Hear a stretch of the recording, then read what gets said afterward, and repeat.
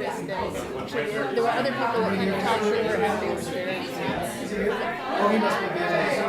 Jordan, yeah. I've served on the conservation district with him, and he's a nice kid, he's a sharp kid.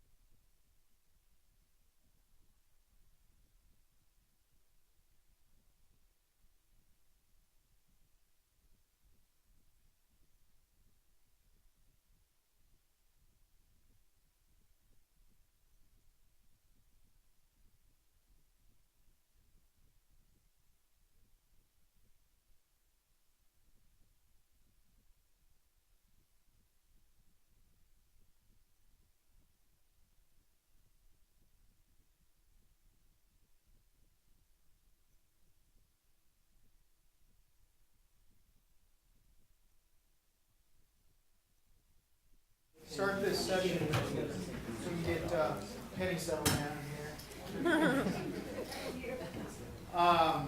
This is real informal, but it's a little bit different, and we welcome everybody.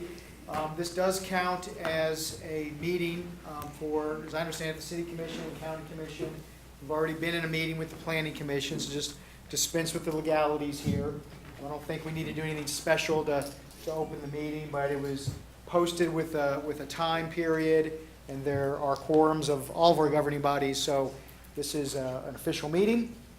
I'm Scott McCullough, the City-County Planning Director for the Joint Planning Office, and usually we've invited you to this day, this Planning Commission orientation that we do annually, as a way to kind of hear from the elected officials about their expectations of your Planning Commission and different things. This year's a little different because we have before us the comprehensive plan that started out as kind of a tweaking, ended up as sort of a new, completely revised plan, which is not a bad thing. And timing-wise, we have the plan coming out of our steering committee that has been active for a while. You'll learn just exactly how long here after Jeff begins his presentation. So we took the opportunity to do this sort of joint, more formal meeting and presentation and discussion because we have the plan about to kick off its process formally with the Planning Commission in November. And comprehensive plans per state statute have to go through planning, have to be approved by Planning Commission, City Commission, and County Commission since we have a joint plan. But before we get into that, thought we'd just take a real quick moment and go through the room here, and you can tell us who you are, who you represent, maybe how long you've been an elected official or board member, and so we'll start with that. Name, please. Lisa Larson, I've been on the commission. By the way, Kurt is taping this, so if you could share your mic, that would be great. Thank you. Okay, I'm Lisa Larson. I'm with the City Commission. I've been on there 3 years. I'm Stuart Boley. I've been on the City Commission since April of 2015. Matthew Herbert, been on the City Commission since April of 2015. I'm Erin Payton. I've been on the Planning Commission for a little over a year. I'm Nancy Thalman. I'm a Douglas County Commissioner and have been at it for 10 years. Rob Sands, Planning Commissioner in my second term. City appointee. Patrick Kelly, I'm on the Planning Commission for the past 5 years. Julia Butler, I've been on the Planning Commission for a couple of years. Jennifer Ananda, I've been on the City Commission since January. Eric Struckoff, I've been on the Planning Commission since 2013. Jim Carpenter, been on the Planning Commission since January of 2016. Jim Weaver, county appointee to the Planning Commission, about 2 years in. David Carter, I've been on the Planning Commission since May.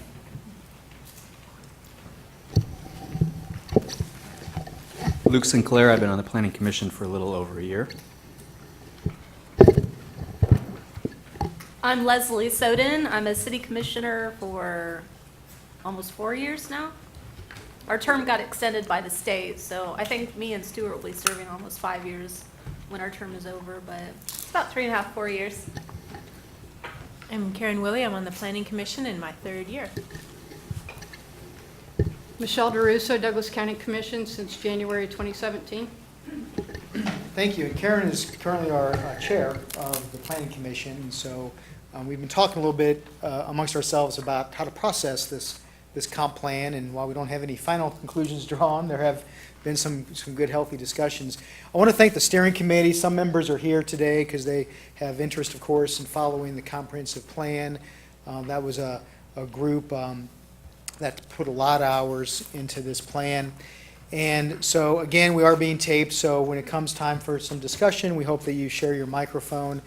I also want to mention that Jeff Crick, our planning manager, who really has been the primary author of the plan after receiving a lot of public and steering committee input, will present our plan to you.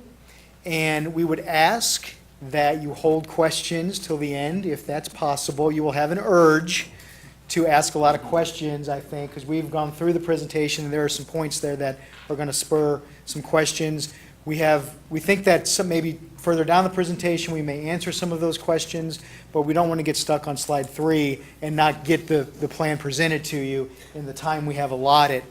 We chose this forum really because it was a way that we could get all 3 bodies in the room and hear the presentation and hear some of the same things about the plan. But as this is the comp plan and more of a legislative agenda item for you, we also hope that you do discuss some things at the end, and we've kind of primed the pump maybe with a few questions at the end of the presentation for you to grapple with, because we have acknowledged that there are going to be some issues that may rise to the surface. So with that, I will sit down and let Jeff come up and present his presentation to you. Thank you. Do we have any handouts? I didn't bring any paper to take notes. We don't have any handouts. We can get you some notepads. It's primarily a PowerPoint presentation here, and we can post that to our comp plan website after today too. Thank you. Good afternoon, everybody. I feel like I'm suddenly on a job interview real quick here. My name is Jeff Crick. I'm with the City County Planning Office. I will go through this. I'm not going to call it a deep dive necessarily, but I will say it's a pretty high-level look at a very large document. And bear with me, I'll go grab that door real quick so we can all hear it a second too. So.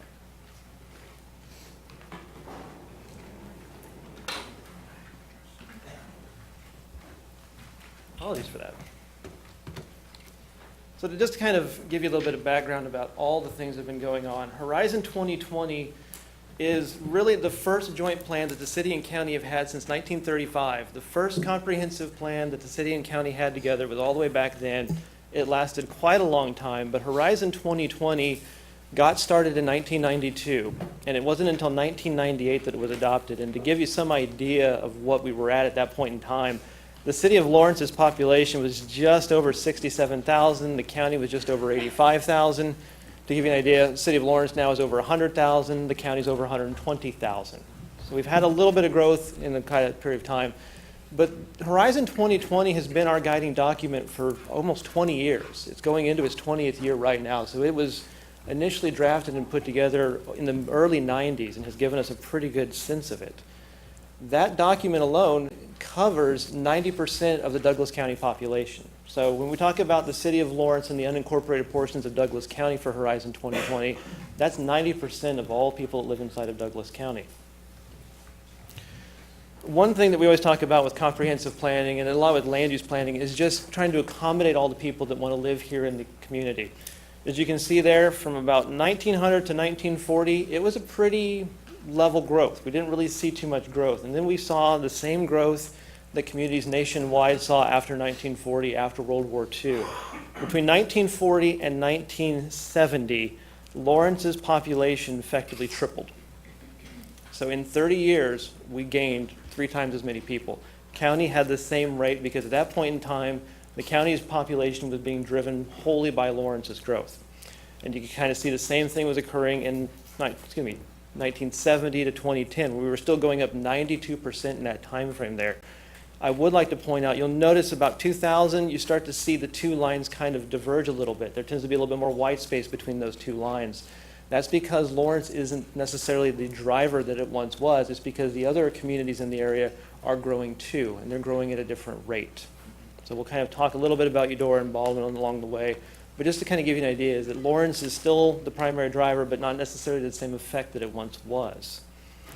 When you look at this from a planning standpoint, and as many of you know, I'm kind of a data guy. I like to see the numbers. I like to understand the trends and details going on inside of that. You can see Lawrence's growth rate between the 40s and the 70s was almost a 5% growth rate. For people that are probably new to this one, that is an unheard of rate. That is something you just can't sustain over the long term. And as you can see there, since 1940, that red line, which is Lawrence, has been kind of decreasing as it's come downhill a little bit there. 1970 to 2010, we were doing about 1.7, 1.8 for a growth rate. Today, to give you an idea of that, we're growing at about 1.2% inside the city of Lawrence currently. So that rate is starting to come down. We're starting to see some changes in the way and the pattern of the population is working in our community. We also like to point out something that we kind of get from the Census Bureau a little bit is there is a deviation between where we think we're at and where the Census Bureau thinks we are at, and that has an impact at a pretty good tune of money. Census Bureau says we're about 96,800, and you can kind of see that red line takes a really big drop in 2010. There was an undercount of the city of Lawrence in 2010 by the U.S. Census Bureau. And so what we did was we continued our projection and our population estimates to kind of see that difference. And as you can see there, that blue line is the city estimate that we run. We think they're undercounting us by about 3,000 people. So when we talk about census numbers, it's easy to keep in mind that that's a pretty good number, but it probably doesn't tell us the whole story. So that is why we've developed a couple of other techniques and items to kind of get a more rounded picture to take a look at. As of 2018, we do a count at the beginning of July 1, 2018, and July 1 of every year since we've been doing the 2010 census. We think pretty soundly that the Lawrence's population is 100,736. So part of the other thing that we do is this, and just kind of take a look at it, is we want to know where we're going. And we make a couple of really basic assumptions to that one, but what we really look for is the projection forward to see how many more people will be coming to our community in this time frame. And you can see this is something that many of you have probably seen before from our population memos, but this basically gives you an idea of where we think if we were on a high growth rate, which is the red line, a medium growth rate, which is the yellow line, and a low growth rate, which is that green line there. So we're running right where we think we are, was right in between the low and the medium, kind of trending towards that medium side at about a 1.2, 1.3% growth rate. So if you're trying to add that up into people there, Lawrence is effectively adding 1,000 people to the city a calendar year, if you want to kind of give that a number to that. This is something, by the way, that we will be revisiting after the 2020 census has been completed. We'll have a new set of data. We'll be able to do a whole other series of population projections to get a better idea of where we're at. So to give you just kind of those really big changes there, we mentioned when Horizon 2020 got started, Lawrence was 67,000. We're probably up in the 96s according to the census. That's a 43% change. Douglas County has seen a 41.5% change in that time span since Horizon 2020 got started to today. So I always talk about comprehensive plans of being the document that threads a lot of things together. It's the item that binds many things that we talk about in the community as a whole. One thing that it really does in this case is Horizon 2020 set us up as a wonderful foundation. It's a great document. It has served our community very well. But I mentioned before that it was adopted in '98. So if you guys remember, Windows 98 would have just came out. It's been a while. So we're going to try and talk about that way it transitions into Plan 2040, which is really, it takes those same threads, it kind of updates, revises, kind of tweaks some things to get a little bit better. It makes some of those bigger policy shifts that we've heard about in the community over the years, but it's really the whole basis of Plan 2040 was all the good work that was put into Horizon 2020. And I would be remiss to not mention the fact that we had a lot of help along the way, not just with planning staff, but there was a steering committee that was assembled of city and county officials. They met for 4.5 years. There was 43 meetings that have been conducted to date with them to go through the document from the beginning to the end of the document. As part of their public input process, they conducted a statistically valid survey that was held by ETC. We did 8 open houses throughout the county. We did an open house survey that went along with all the open houses. We did 2 public forums that were held at Lawrence High School and made available for anyone to come by and speak to the steering committee, and actually for the steering committee members to sit with the public and just talk through ideas and questions and concepts that they were worried about. And they also had a public meeting by the steering committee on the issue action report, just as a listening session to hear what people thought about the issue action report. Now, the issue action report was the framework that we developed for revising and updating the comprehensive plan. So as part of the steering committee's charge, they worked through a great deal of documentation. They heard from very many stakeholders, took a lot of public comment, asked some different organizations to come present to them, explaining the difficulties, the troubles, the things they saw that weren't working, and then also to tell them the things that they thought were working really well. So that went on for quite a long period of time. The issue action report was completed and actually adopted by a joint resolution by the county and city commissions back in 2015. So this kind of lays out the framework that we're going to talk about in the way that we updated the comprehensive plan. There were 19 key issues that were identified by the Horizon 2020 Steering Committee that we needed to address as part of our update process. 8 of those were what they considered to be priority items, things that needed to be picked up and immediately worked on first. So this laid out the work plan that we used to develop Plan 2040. Part of their report is they went through, like I mentioned, those 19 items. We went through it and outlined where we think the policy strength was at in Horizon 2020 in relation to what we had heard in the public comment and received in the surveys and other information that we had. So we thought certain things like the readability of the plan was a low policy strength. We thought that was something that we could work on. We thought it was a very good document about maintaining a strong and stable downtown. To give you an idea, the total issue action report is around 1,200 pages long. It includes every bit of public comment that was received, all the details, the boards, the surveys, everything that went into the public comment is part of the issue action report. So these are the 19 items that they identified as being the key items. The 8 priority items, though, we're going to call out a little specifically here. And I'd like to just draw your attention to item number 2 and item number 8. As part of the process has been going on, Parks and Recreation for the City of Lawrence has actually completed their master plan. So item number 8 has already been completed by Parks and Rec as it's been underway. We think we did a pretty good job of addressing item number 2, which is enhancing the readability of the plan, which we'll go into some details a little bit later on. But really, the other 6 items that you see here were the ones that the community identified as the critical items we need to be addressing in the coming years. Employment opportunities, quality housing for all incomes, providing arts and cultural amenities, having the discussion about how and where to increase height and density, working to support and encourage the local food system development, and also just making sure that we have quality neighborhoods, not just for all incomes, but for all ages. So we're going to talk about those as we go through here, and I'll try to point out along the way where those kind of show up in Plan 2040 and where we were able to embed them into the document. One thing I also want to point out is there is a document that we've called the Update Guide, and this is the document that helps us transition from Horizon 2020 into Plan 2040. So this outlines the changes that have occurred. So what was the issue action report items and how did they get folded into the document? It also provides the crosswalk. So if you're very familiar with Horizon 2020 and you knew something was in Chapter 13, it'll tell you it's now over here in Chapter 4 in Plan 2040. So it gives you that guidance to go from one to the other. It also talks about how we worked in the issue action report engagement, all those details that we kind of tried to work into the document as a whole. It also illustrates some very key revisions that we made, and also provides just a general quick overview of this is what Horizon 2020 said, and here's where Plan 2040 is going next. So both of the issue action report and the update guide have been available online on our website.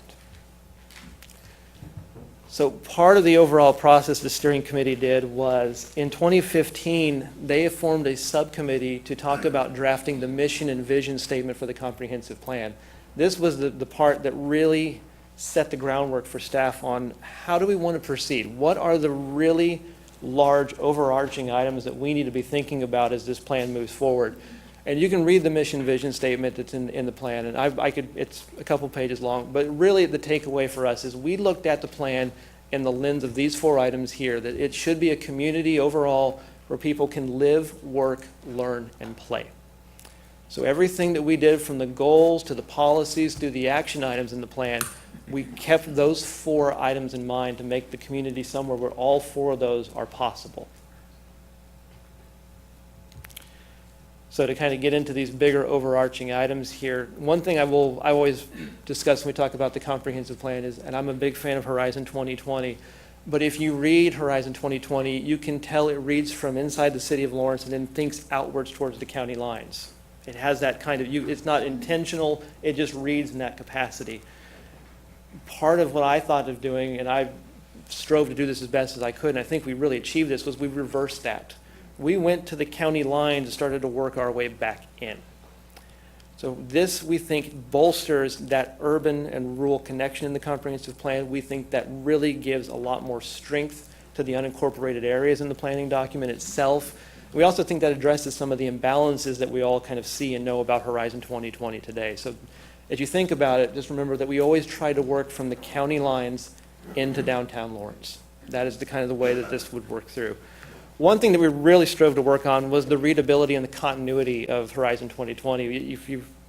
I'm sure everyone's read it a couple times now, right? Got some favorite passages memorized, you know. I'm a very big fan of chapter 13, which is the one that says nothing. It has just a page and says holding. That's my favorite chapter. We really worked on trying to improve the continuity of this. My favorite 3 to pick on here is the residential land use, commercial land use, and industrial land use chapters in Horizon 2020. They read like 3 separate items. They have some linkages, but you can tell where there's some very big disconnects in where they were trying to go. You can tell they were trying to get there, they just didn't quite get there. We combined some of these and tried to refine them so that they came together in a much more holistic fashion. We also tried to make this something that you would actually be able to sit down and read. The way that I do this, and I'm glad this is being recorded, my mom will appreciate this. To this day, my mom will ask me, what do you do exactly? So I'm an architect, let's just, it's easy like that. So what I try to write these things as is really, can I give this to someone that does not have any experience in planning, that just has an interest in their community, that has something they want to know? Can they pick it up, read it, and understand it? So we worked that language to be simple, to take out the jargon, take out those big planning terms, and make it something that was approachable, clear, and concise. So that is some of the big changes that you see in this. We also worked on the maps. The Horizon 2020 was at a point where you had paper maps, and GIS was really on the very beginning of it. What we've done with this is the maps that are in Horizon 2020, we've moved them over, put them into Plan 2040, we've made them interactive. You can put in an address, it will zoom to it. You can type in something, you can see what's going on. You click on the map, it will tell you more information. We tried to make it as interactive as possible. The other thing we tried to do was to make it update behind the scenes with things as it changed. So as a new street gets built, those maps update on their own. The city limit line changes, the map updates on its own. It will not update something that is an administrative or a legislative item without a comprehensive plan amendment. But if it's something that's just happening in the world, like a new highway drops in, it will update itself and take care of its own. We also started working through some of these reference plans. Many people are familiar with Chapter 14 in Horizon 2020, which is the specific land use plans. Northeast Area Plan, Revised Southern Development Plan. We kind of took that and broadened it out a little bit because there's been a lot of other good work that's happened since Horizon 2020 was first adopted. Food Policy Council has put together a great plan on how to do those kind of items. The Heritage Conservation Council and Historic Resource Commission has really put some good effort into those items. So instead of recreating the wheel and trying to put this into Horizon 2020, we just reference those as something that goes into it. So those land use policies become by reference into that plan. The reason is we don't want to try to duplicate it and not get it right when we have subject matter experts who have weighed in on this, have vetted this item, it's been approved by the governing bodies. We want to bring that knowledge in without having to step on those toes or recreate that entire item again. We also are working on renewing the emphasis that we saw of the good policy strength inside our Horizon 2020, something that we really worked on with that. So talking about historic preservation and working to get better rural character worked into the document, especially with something such as size and location of retail, and also talking about downtown stability. We've also worked in some new things that were not on the table back when Horizon 2020 was first started. We made a neighborhoods chapter, which is something that we've heard a lot about over the years. We also worked in affordable housing, which is a very big topic in both Lawrence and in the county. We also worked in the arts and culture planning that's been done in the community, and also the local food systems development planning that's been done in the community. So growth and development is the chapter I was kind of picking on a little bit, where you had chapter 4, which was, or excuse me, 5, which was residential, 6, which was commercial, 7, which was industrial. We left them kind of alone for a while. In this instance, we put them all together under one umbrella, and it falls under chapter 2, which is growth and development. And this is where we tried to tighten that up and make sure they were very close, coherent, and there wasn't a disjointed fashion with those. So we really worked on was addressing those rural aspects, making sure that was a component of the residential, the industrial, and the commercial sections. Previously, it may not have kind of transpired that same way. We really wanted to bring that together. We also worked on the stuff we heard in the issue action report about we want to be aging in place. We want to have communities where you can live in the same neighborhood from when you're born to when you decide to pass away, or whatever, excuse me, not decide to pass away, when you pass away or you decide to move away. I'm thinking about lunch here. Sorry, I skipped ahead a little bit there. We're also talking about the things we heard with the issue action report about the height and density. How do we define compatibility? Where does it go? What will it look like? What does that aesthetic tend to become? So it's those kind of details start to really manifest in this. We also talked about accommodating growth. Lawrence is in a really good position. Douglas County is in the same position as Lawrence in this instance, is that we've not had negative growth. Even through the recessions and the many years, neither has experienced a negative growth rate. And that's a good thing. That's a very good thing in the day and age. So just accommodating the people that we know are going to want to move here, the people that are going to stay here when they go to KU and Baker and Haskell, that's something that we have to look at. And we're going to talk about that in a little bit more detail in this part of this chapter. But really what we started to look at was, is there a way to make sure that growth is economical and efficient for everybody, and making sure that it's a very logical and analytical approach to how we grow and why we grow the way that we do. So we'll talk about that in a little bit more detail, but I just want to let you know there is some science that we try to apply to this, some numbers and some statistics to kind of come through this. But we also did want to talk about the way that commercial options are handled. One thing that we heard quite a bit in the issue action report at the public meetings was, I like commercial, but I wish it was closer to where I was at. I don't want to drive to South Iowa. I don't want to drive to 6th and Wakarusa. I don't want to go downtown to have a coffee or get breakfast or do this other item or talk to my insurance agent.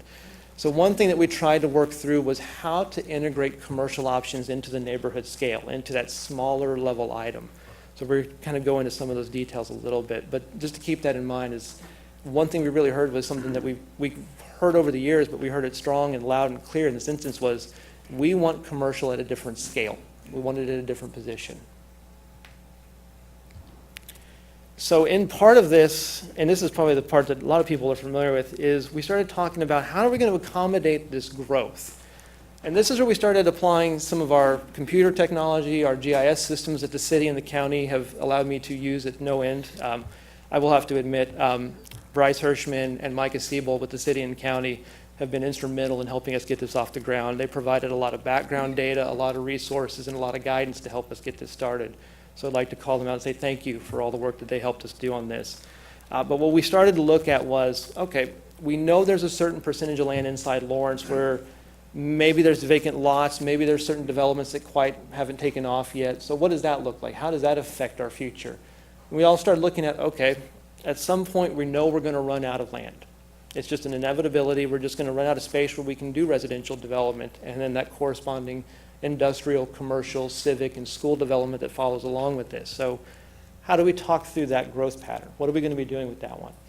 And then we also wanted to make sure that we weren't going kind of like that same vein with Horizon 2020, make sure that we're thinking even longer term beyond this planned time horizon to make sure that we're setting it up for the next generation to still have some options on the table. So what we did was we started looking at the capacities and the things that we had inside the city of Lawrence. We do a couple of different reports here at the city. One is the residential lot inventory, which Britt Krumkano in the city manager's office does, that tells us how many vacant lots that we have in certain zones inside the city. The planning office puts one together for the multifamily side of things. So how much multifamily zoning, apartment complexes, those kind of land we have available, and what densities could we build those out at? And then we also started taking a look at, of course, at the retail market survey that we do just to kind of get an idea and gauge, okay, are we moving in the right ways? How is the housing affecting that kind of aspect? So we kind of started breaking items down in those ways that we look at it. So to give you an idea, and I'll mention this a couple more times, but I just want to put this out there so everybody can kind of think about it. By 2040, we estimate Lawrence's population to be 124,000. So that's about 1,000 people a year for the next 20 years. So you've worked that kind of math out a little differently. That's going to be some people. We got to find some space for it. So I will start kind of walking through my favorite part, which is all numbers and maps and things. So, but I will try to keep it the nerdiness to a minimum as best I can here. One thing that I like to try to figure out is, okay, this is where we got the ball rolling at. So what does this look like? And what you're seeing here, all the space in green on this map is the annexations of the city of Lawrence that have occurred since 1985 to 2015. That green space you see there is 13.5 square miles of land, and it accommodated about 38,000 people when we added to it.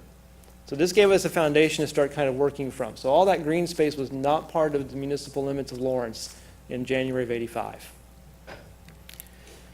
So one of the things we were able to do during the recession, when it kind of had some time in the break in that, was to really look at the areas around Lawrence and ring the town in what are called sector plans. And the new plan picks it up and calls them specific land use plans. Every one of those colored areas is a different planning body, or excuse me, planning document, covers a different portion of the land there. Those numbers underneath of them are the estimated population that could be housed at the plan's specified density level that we currently have. So for K10 and Farmers Turnpike, about 48,000 people possibly. West of K10, that red area, about 41,000 people.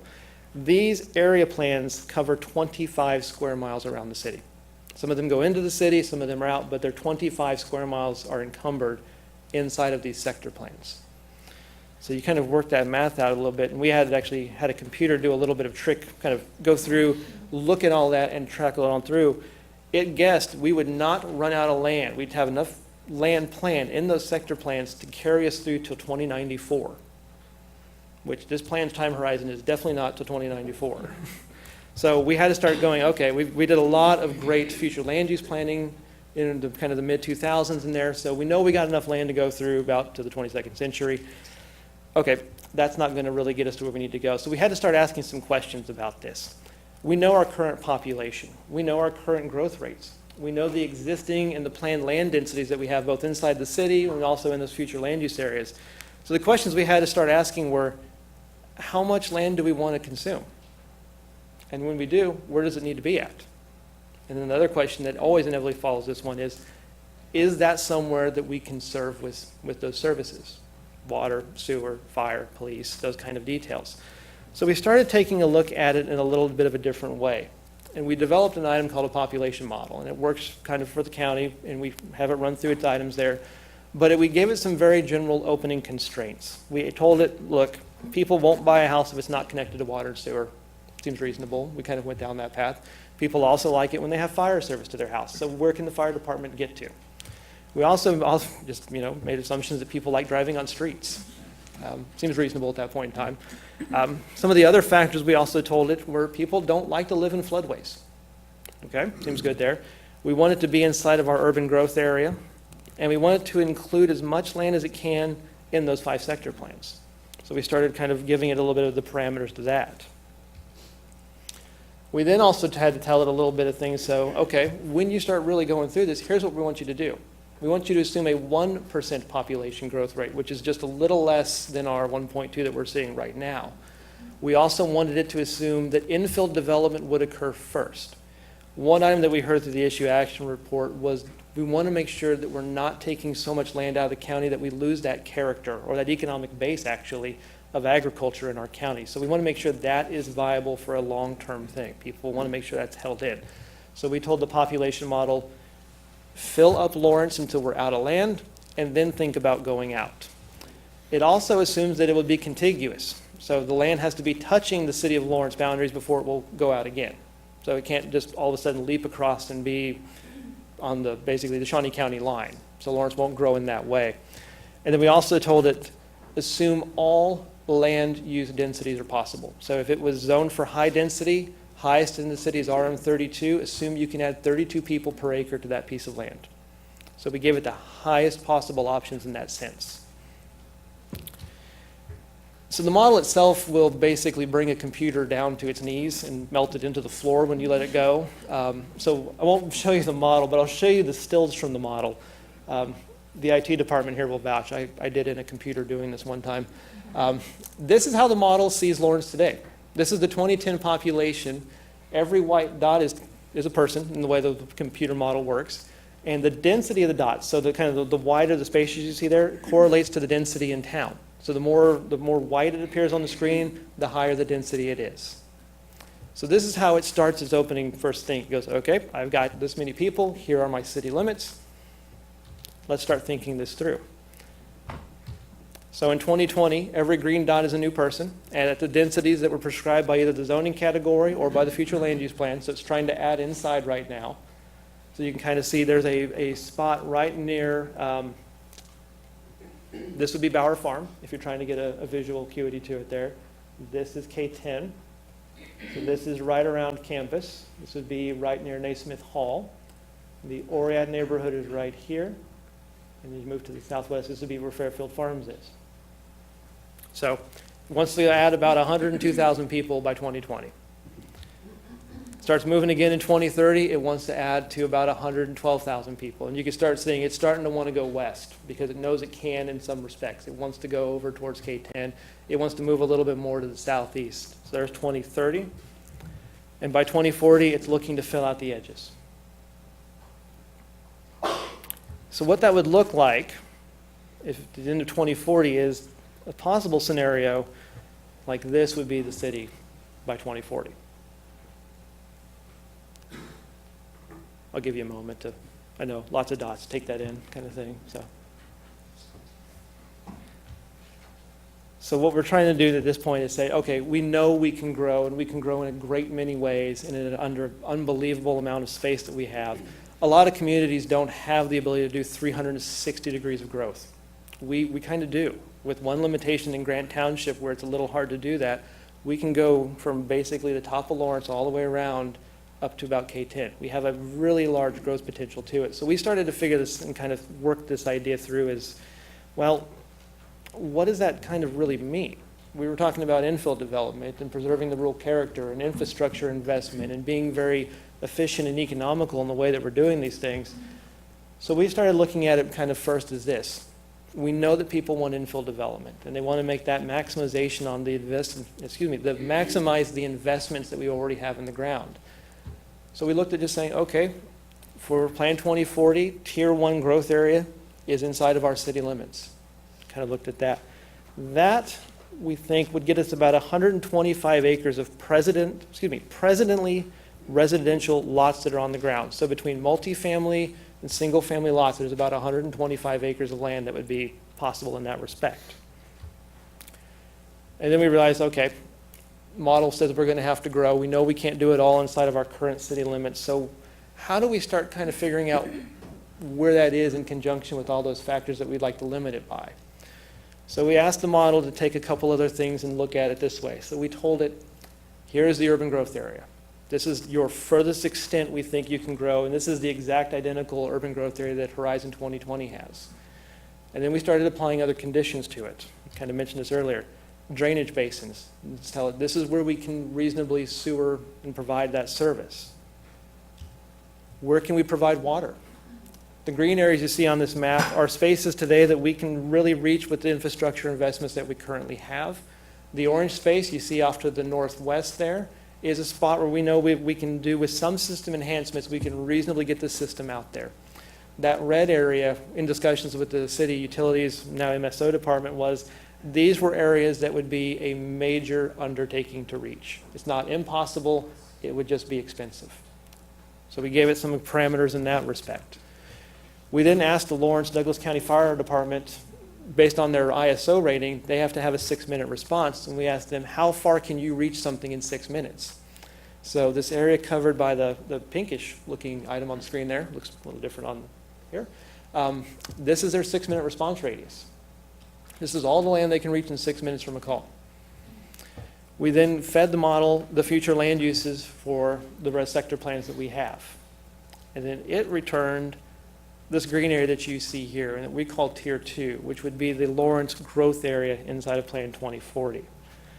This area is about 8.5 square miles. So between 1985 to 2015, we added 13.5. When you really take out the things that were parks or utilities or some other items in there where you can't do building, in that span of time, Lawrence added just around 8 to 9 square miles of land that was used in some other capacity than for a civic or governmental function. So about 8.5 square miles inside of Tier 2. And then we also wanted to make sure that we were still thinking about that next step beyond Plan 2040. So when this plan's time horizon is reached, what does that other growth area look like? And we just went ahead and deducted the rest from the urban growth area. So what you're seeing here is the current urban growth area in Horizon 2020 with a small adjustment here in Grant Township to remove a portion that was identified as just being very unbuildable in the Northeast area plan that was conducted. So the growth area, other than that little area here, is the urban growth area for the city of Lawrence. So in essence, that's what it tends to look like, as you can kind of see it in its whole right there.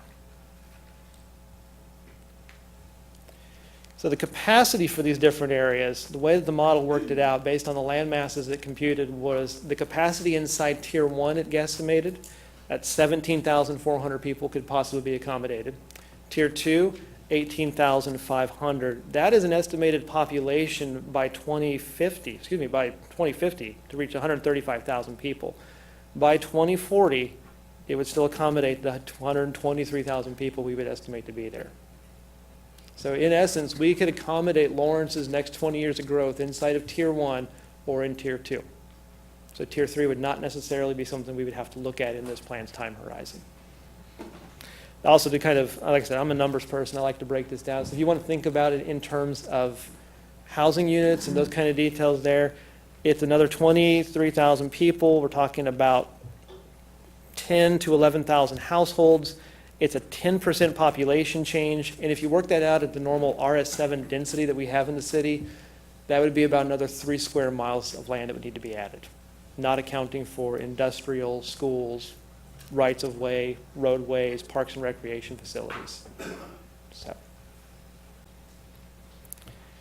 really the way that the growth chapter kind of works through is it wants to first try to protect and preserve that rural character. That is where it really starts to lay its foundation. And when I talked about going from the county lines into downtown, this is the crux of it right here. It's trying to work its way inside. It prioritizes the infill development inside of Tier 1. It wants to go through the annexation, and we put some policies in there to kind of, based on the comments we heard from the public, we've heard from the governing bodies, we heard from the steering committee when they were going through it, is that they wanted to do annexation a little differently than what we've done in the past, which is kind of an open approach to it. Is you want to annex, come on in, that kind of thing. Because what happens with some of those annexations is you get some different potential options that go in there. So the language inside that growth and accommodation chapter is really to kind of look at, demonstrating there's a need to grow. Are we have issues with our industrial land? Do we need more housing of a certain kind? And then to provide a benefit to the community that's something that may be above what we can do in that respect. Tier 3, it's really going to be talking about specific community goals and those items that we mentioned in the chapter. It's really one of those things that we talk about with Tier 3 is that would be the only way to address an identified community need and to provide that item that we're needing in our community. This could be infrastructure, this could be industrial, this could be primary employers opportunities. So there's a large range of things that could encompass. But really, Tier 2 is the one I think probably a lot of people have questions about. We really tried to take a very analytical, reasoned approach to why and how we grow and where we're going to be growing to next. It really is, you have to accommodate the demand in that respect, but also work to make sure it's efficient and economical for everybody. And by the way, there's a couple more chapters to the plan. I know I just did like a whole long bit on chapter 2, but there's actually a lot more other chapters that come along with this. This is actually one of our new ones, which is our neighborhood and housing chapter that we really did I think we pulled a lot of good things together. You saw a lot of this scattered throughout Horizon 20, in bits and pieces in different parts of different chapters. If you were going to go to one and try to find all of this, it would have taken someone quite a bit of time to go through every bit of 300 pages to find it. So we took this and combined it into one chapter to talk about strengthening the character of our neighborhoods, ensuring there's the connectivity inside the neighborhood, and then from that neighborhood to its adjoining neighborhoods. So there's connectivity citywide. We also talked about this part, we turned the issue action report about wanting to be able to age in place and include universal design so that you could live in the same neighborhood throughout your entire life and maybe just move a house down or move a block over, but never have to really leave your space where you're comfortable. So thinking about neighborhoods not in terms of just a certain housing type, but in the longevity of a life. And we also are working with the Affordable Housing Advisory Board with the city and incorporating a lot of their findings and data and policies to make sure it meshes with Plan 2040, with those growth items, and with all the other aspects, including transportation and economic development. And speaking of transportation, it also includes a transportation chapter. Many of you will be very familiar with the Transportation 2040, which was just recently completed by the MPO. We did the same as we did in Horizon 2020 for the last 2 rounds. We've incorporated that wholly in as our transportation chapter. The one difference I will note is in this plan, we tried to make stronger linkages back to the land use to the items in Transportation 2040. So we think we did a really good job about working those advancements that we see in T2040 and tying it back into the land use aspects that the comprehensive plan controls. And some of those kind of items include bicycle and pedestrian safety, enhancing sidewalks, trails, and walking paths throughout the city and the county, and also just kind of working through the needs of the transportation network as we grow. One thing I want to point out here, and this is a good screenshot of actually of our interactive map and work here. This is the growth and development tier map that we have, which goes with chapter 2, our growth and development chapter. And you can see here, this incorporates the data that you can see is the colored lines there, the blues and the reds, are our future thoroughfares map that we have, based on Transportation 2040. And this incorporates all the other items inside of Horizon 2020's document going into Plan 2040. So it carries our commercial center nodes, our traditional neighborhood development options, all of the future land uses in our sector plans can be turned on. One feature that we heard from the community that they've always asked for and they could never get was this: if you turn on a layer in this map, it will show you Lawrence's growth by decade from 1860 up. So it'll show you every possible annexation that's occurred inside the city of Lawrence. And this also allows you to turn on the growth tier. So you can plug in an address, find out what future thoroughfare you're on, what growth tier you're in, what your zoning category, what your commercial center is close to you. It'll do that all just by plugging in an address or even just clicking on the map.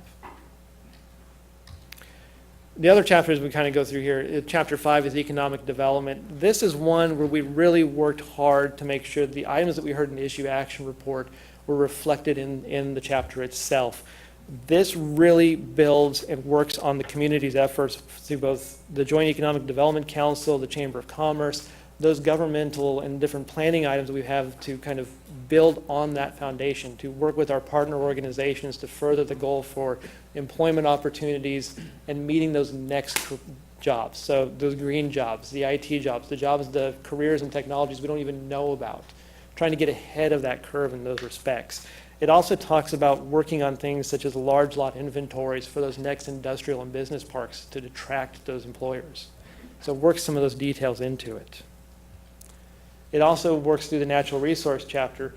Chapter 16 was one of the newest ones that we had in Horizon 2020, and it had a lot of good details in there. So what we decided to do was to take that detail and make it a thread. Make it one of those big items that goes throughout the plan from cover to cover. So some of those things will show up in some different places than people were probably used to with Chapter 16, but the essence and the spirit of it was just threaded throughout the entire document. It does work to redefine and expand sensitive land protections. It also starts to talk about expanding it beyond the current where we have it. So it only applies in certain zoning districts now. We would apply it to all the zoning districts to make that an option for review. It also starts talking about floodplain protections and working to make sure that we're not building things in places where we shouldn't be. Or we're trying to preserve those areas to make sure that those natural habitats and corridors are preserved for wildlife, for people to use, for trails and other different recreation items. It also starts the opening discussion about talking about a climate change adaptation plan. It's not necessarily something the comprehensive plan can do in full in effect, but it starts to lay that groundwork for how that would affect how we use our land, how we plan for growth, and those other details. It also really starts to talk about kind of, making sure that the resources that we have in our community are something that's going to be there for the next generation on, and making sure that it's something that is always going to be a part of our culture, our economy, our way of life, and just thinking about it in a different way.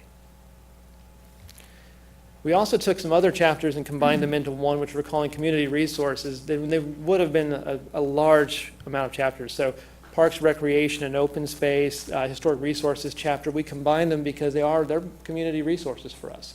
So this one really spends a lot of time talking about kind of working through both the county historic resources and also the city historic resources, making sure both of those are reflected.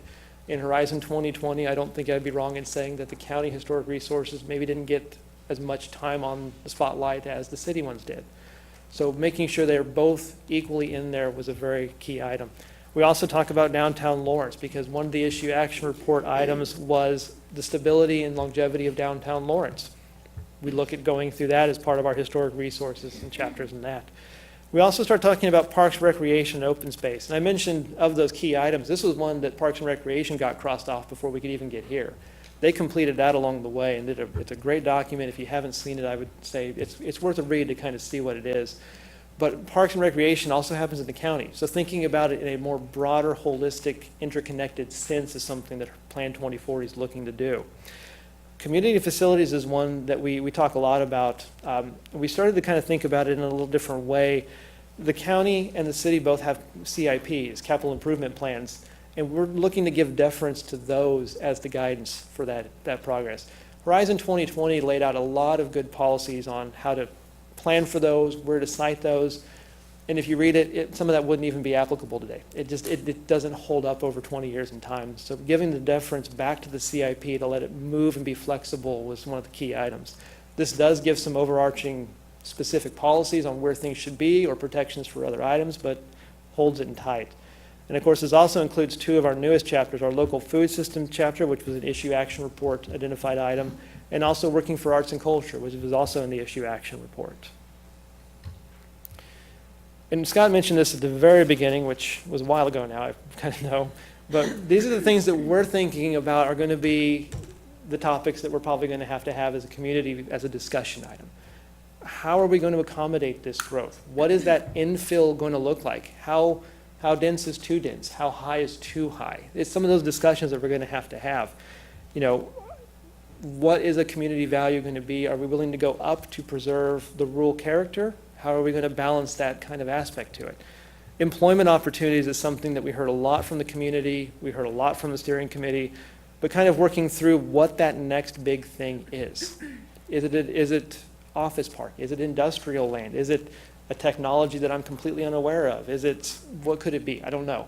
But just making sure that we've laid a good foundation for whatever that is and those jobs to come here and be a part of our community, that is something I think we're going to have to talk about as part of this chapter. We're trying to really work on building inclusive neighborhoods and try to really rethink Chapter 2, the growth and development chapter, and Chapter 3 and the way those two interact, and make sure it's inclusive for all ages, for all incomes, and for all housing needs, which I think is a really big departure from some of the ways that we tend to think about neighborhoods now. But it's something that we heard a lot from the community, that they would like to be in their same neighborhood, but they may not want that same house, or they may not want that same option. So just thinking about it like that is going to be a bit of a discussion, we think.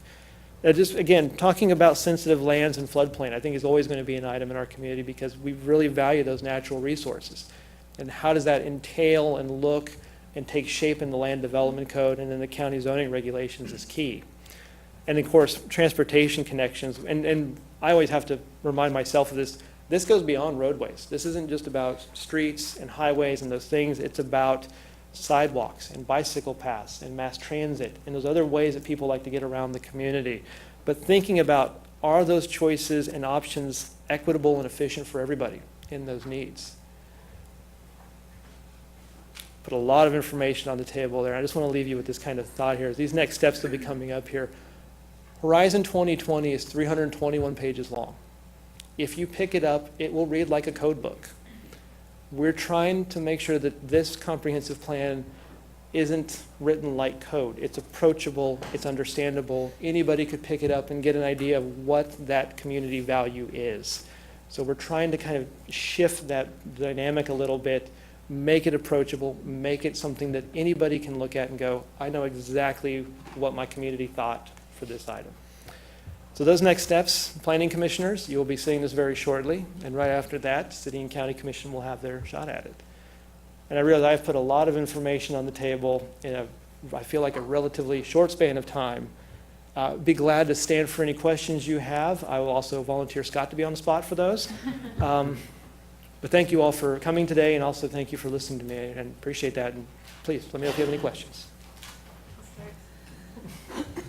So can you just lay out for everyone that hasn't been engrossed in this document here for a little while about how every chapter has the visions, the goals, and then some subpoints, and then in the back all of the action items, or the actionable items that's really kind of where after this document is at some point maybe in place, that's kind of where our homework's going to come from, or those action items. Exactly. So in the appendix of this plan, we've built what's called an implementation section, which I refer to it as the quick guide almost. You can go into it and you can see these were the action items identified that needed to be done. And underneath those action items, it will tell you what's going on with them, what their status is. So in progress, under review, determined not to be a priority, or completed. It'll tell you a little brief history about what has occurred, tell you maybe what has changed or where that change took place. So you can go to that implementation section, which will be the action items coming out of the main document, verbatim from the top, just goes right to that chapter. And you can quickly look and say, okay, I see that in 2019, stream corridor protection was something that was identified. It was completed in 2020, and here is the change that occurred, and this is what happened when it did it. So it's kind of that you can flip to the end and find out exactly what's happened or what went on with it. One thing with Horizon 2020 is you never were quite sure what had happened sometimes. You know, if you didn't follow it, or you weren't with the Planning Commission or the City and County Commissions, it got a little difficult to track. This, we think, is a way that the public can really quickly identify and say, hey, this has changed, here's when it changed, I can see that it has, and I can see what's next. So. I would add, yeah, there's a difference maybe here in that this plan has a implementation chapter that the state statutes require the Planning Commission to review the comp plan once a year. And we didn't do it the last couple of years because this has been going on. But I see it as a way that every year we approach the Planning Commission with the question of what should our work plan be of all the different policies, and some of them are kind of big shifts in policy. What should we be working on to implement? And we've got limitations to our resources of doing that, but floodplain regulations. So if we're going to enhance our floodplain regulations, does that rise to the first year's implementation work plan, for example? Or does something else? Maybe it's neighborhood planning. Maybe that's a plan of attack for how to make the policies in the community better. But we'll see that every year in terms of looking at the policies in the plan, implementing them. That chapter helps us not only set the policies, but track and monitor them. so that we can look back and say, oh yeah, remember 4 years ago, we did X to address this issue. So, good question. How is that prioritized? That gets prioritized, again, each year. I think how I see that working is staff will bring a recommendation, and then the planning commission will, or we take it to the planning commission, city commission, county commission for confirmation, right? And through those processes, we come up with a priority list. So, and because priorities do change, and priorities change over time because of different, more urgent priorities, or sometimes it's political shifts or whatnot. But I think that we have a good process in mind with this new plan to do that continuously, much like the governing bodies do their own strategic planning and capital improvement planning, utility planning. It's going to be ongoing. So do you see that as cutting down on the number of needs to amend the plan throughout time? Not necessarily. Well, it depends. It depends. I see it more of a way to use the plan to get to implementing the plan, because the policies aren't code until you make them code. And I think a lot of the deeper, more detailed discussion, or even battles, if you will, about policy happens at that implementation stage, right? People can generally agree that enhancing floodplain regulations are good for the world. You look around the nation now, what's happening with floodplain issues, but how far do we take that? What are the details of that? Does it mean that development stops in all instances, or what's the balance, right? So I think it's a really good way to implement the policies of the plan. Plan amendments are going to come either because there's been a shift in the policy of the plan itself, or from a staff perspective, or a political perspective, or even an applicant perspective. We often talk to our planning commission about the fact that the patterns of land use developed in our sector plans are but one reasonable pattern, right? There may be other very reasonable, feasible ways to accommodate the growth, and we should be open to reviewing those ways. Can I take you way back to the beginning? The 8 priorities, please? I wasn't fast enough to. And by the way, thank you for holding your questions. And I would be remiss if I did not thank Nancy Thelman and Mike Amix for co-chairing our steering committee for 4 years and getting us to the finish line. So a lot of appreciation to you, Nancy.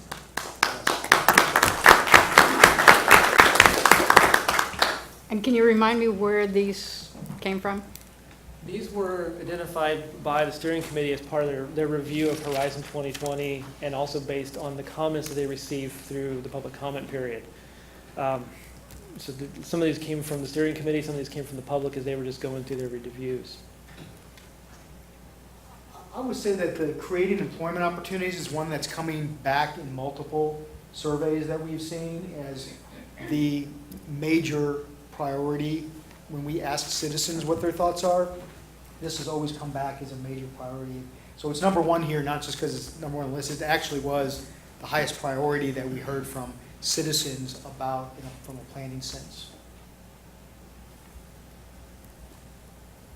I think arts and cultural too made a lot of progress in the last 4 years. We got a cultural arts plan completed, so that one too is one that we'll incorporate into the plan without having to do the plan itself, because it's already, the experts in that field have done that work for us.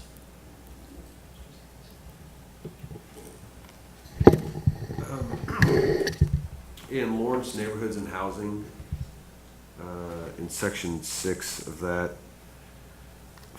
talking about affordable and safe housing, 6.2 says encourage development to account for all income ranges when creating new developments and subdivisions. Are we getting a little bit close to inclusive zoning that we can't do with that? I mean, Well, encourage, we can say, hey, we think you ought to do this, and then Right. basically stop there. So it's a good example of a policy that might have an implementation part, right? Yeah. So when we go to the commission and we review the comprehensive plan, say, okay, what's reaching the priority level of work plan item, we might say, well, we want to encourage this range of housing product. Well, how do we do that?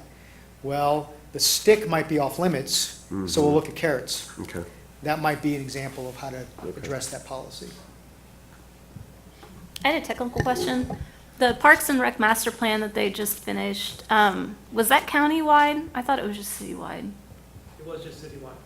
So, is there a way to expand it to be countywide in terms of unincorporated areas?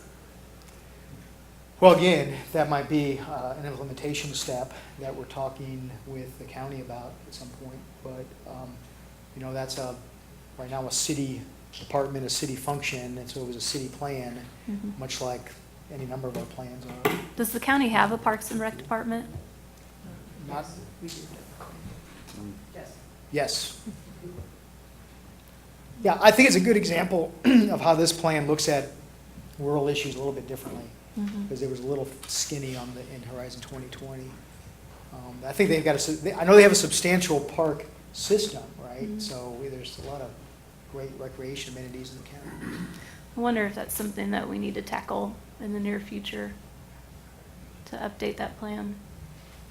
Another question I had was when you were talking about growth, you had the example of 1,000 people per year, I think, for current growth, and then future growth was projected at 1% each year. Is that considered a sustainable amount of growth? And then what is a sustainable amount of growth? Are we talking about utilities coverage, emergency services coverage? Yeah.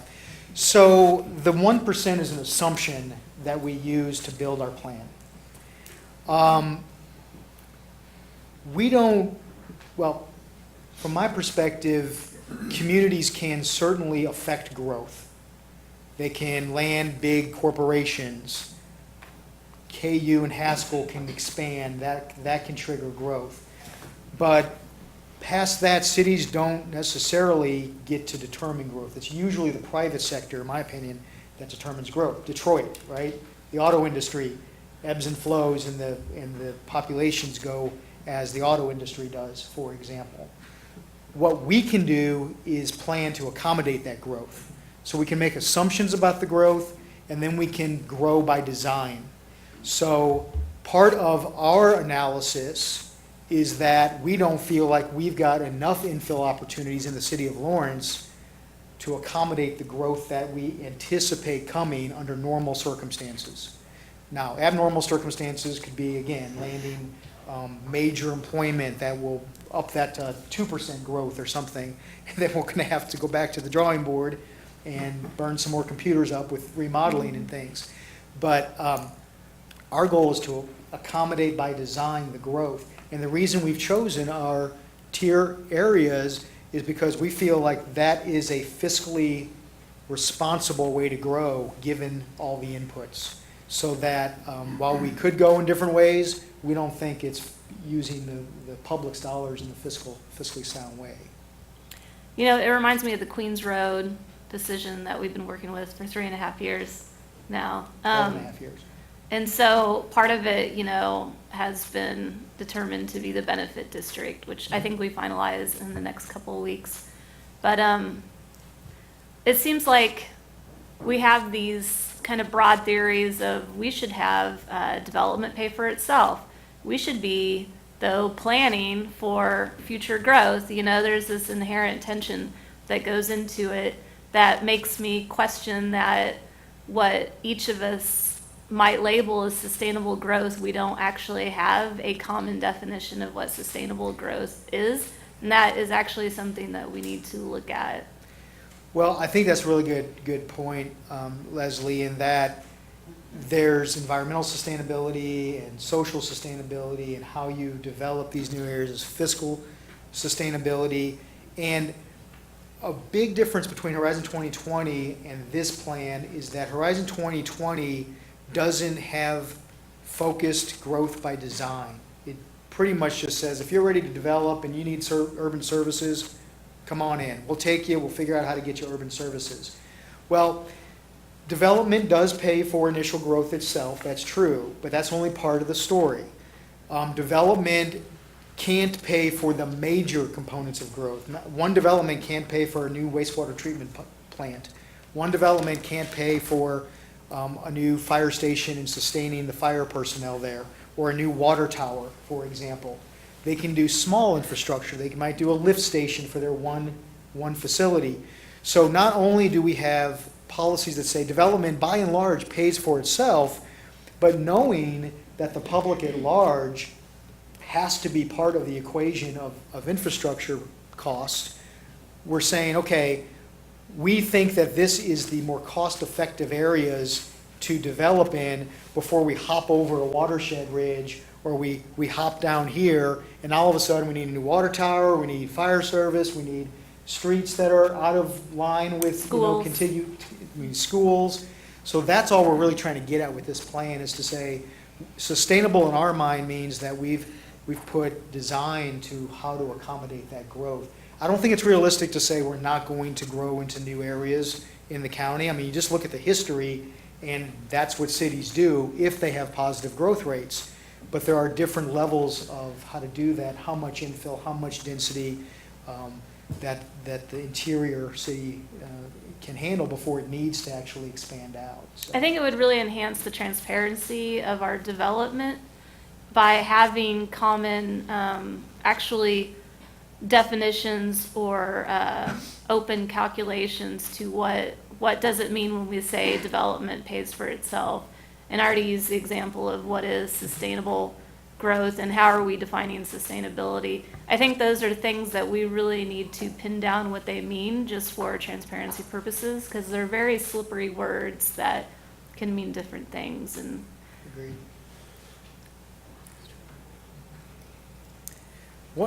Just highlighting a couple of the distinctions. You know, we've spent a lot of time on growth because if you read Horizon 2020, there's just a few really policies, and they literally say, come one, come all, if you're ready to get your urban services.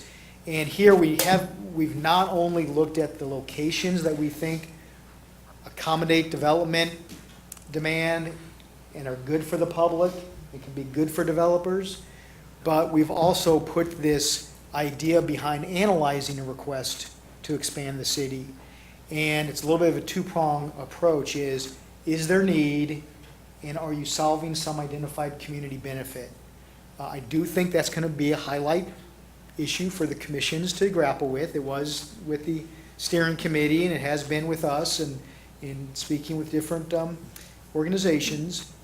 So looking forward to that discussion, but essentially what that means is if a request for annexation is made and it's for single-family development, for example, we might look at our studies and say, yeah, we're pinched, right? We don't have much of it. It makes sense in this one segment of development to perhaps annex new property for it. But if it's multifamily and we say, we got 30 years of opportunity, why in the world would we do that, right? If it's something like a great primary job opportunity that you can't get inside the city, that might be a reason to explore it. So we're trying to put a little bit more criteria to the thoughtful process of thinking about annexation. I think, Leslie, you've been down that track with some annexation requests that have come, and it's made us think about more factors, more criteria to put to it, because it's unrealistic to think that we won't grow, or we won't have requests to grow and expand the corporate boundaries of any city, but how we approach it is important. And I do think that addressing a community benefit, such as extraordinary environmental mitigation or affordable housing, or there's a list actually in the plan that we try to define this. I think for me that makes sense because the current system of trying to address the needs of the city may need some help as these new opportunities present themselves. There are arguments on the other side, certainly, that, hey, once you annex into a city, you pay your taxes, so we're good, right? I mean, that's the benefit itself, is that we're accommodating the growth because we're a great city to live in. So we're going to have some of those debates and discussions for sure. Scott? Yes. What's the anticipated capacity of the proposed development across the street from the county courthouse? 374 I think it was- units. How many units? I want to say 374. It was in But the. it's, how many, it's like 700 people or something like that? 675. I'm just wondering if something like that kind of throws a curveball at the models here? I don't think it does. Do you wanna speak Because, to I mean, that's more than half of a year's worth of population growth. The in one model development. is really kind of a snapshot in time. So wherever we're at that moment when it runs, it just gives us that figure back. So what we would anticipate it to do is every so often have to go in with a project like that or a big change and have it do it all over again and to tell us this is where we're at now. It would probably be something just to give us an idea of what it is. Multi-dwelling projects kind of oscillate very wildly. One year you'll have a lot of permits, and then one year you'll have absolutely zero. So that oscillation comes into effect, and the model tries to kind of pick that up in some respects. You might have it one year where you have 1,000, and next year you won't have any, and so it'll be about 500 on the curve. But it tries to kind of pick that up, but we can also have it run it again if we all of a sudden have a 2% growth or we see a really large employer come in. It could rerun, and we find out where we're at then. The other thing is it's complicated, right? I mean, you're not gonna fill it up with new people necessarily. You might get people moving, you might get a complex that gets demolished next year and it starts Okay. offsetting. But yeah, I mean, just to forward the thinking about the different categories of land use, we do study single-family lot development, we study multifamily, and the analysis right now shows that single lot inventory is pretty low in my opinion, and there's not a great deal of opportunity to satisfy that within the city boundaries. Multifamily, we have a very high inventory, and so the conflict might come when you have someone who wants to open up a new area, and there's a mix of those. And you say, well, boss, we really need the single family, but we're gonna get the multifamily along with it because that's what our sector plan shows, you know, in this area. But by and large, we will continue to grow, we think, to the west because that's where it's easiest, frankly. It's where it's cheapest for development to go. You know, development follows gravity in the sewer system, and it's lift stations are costly to build and operate, and so you're looking for that gravity sewer capacity. I'm very curious, in the past, I don't know if that was 10 or 15 years ago, the traditional neighborhood design or the T&D group, I don't remember who for sure, that came and did the charrette. And one of their examples was the area west of K10. Is that just completely dead now, those ideas? You missed our early morning session this morning. Oh. So we have, I don't know if all know that we anticipate receiving a smart code application soon. And so we did a little primer on it for our planning commission this morning. It's the T&D is right. Your traditional neighborhood design is the name of that. Placemakers came about 11 or 12 years ago. Placemakers, And helped the that's right. city formulate what we call smart code. It was a zoning code that is an alternative code to our land development code. The fast track. And it's, well, arguably, and, but it has a lot of T&D and mixed-use components to it. And when Placemakers was here, they did several locations in the community of what they call the community plan would look like. And the largest one was over here, just west of K10. That's what you're recalling, yeah. So I don't think it's dead. I think the challenge with the smart code in something like west of K10 is that it accommodates best, I think, really intense growth, where you're anticipating, hey, I can come in here, develop this square mile, which we think is going to take 12 years of capacity very quickly. So when you're in the Phoenix area, that may be very reasonable to do. When you're here in Lawrence, it may or may not be practical. But I think we're going to see more smart code requests on more of a single lot capacity, and that's what we're anticipating coming very, very soon. So I'd like to get the materials for the morning conversation then. we've got a PowerPoint we can post and send out for the smart code. That would be great. Yes, Ken. Scott or Jeff or both, can you just talk to us a little bit about, as we start the public process with this comprehensive plan, what level of discussion is appropriate for this plan versus, detail-wise that would come later as we talk implementation? I think that's going to be hard for everybody to kind of not get lost in the weeds and try and keep that, higher level of discussion. And I've struggled with that quite a lot. Can you give us any advice on it? I think that will be the challenge because the comprehensive plan lays out policies that you certainly want to aspire to and implement.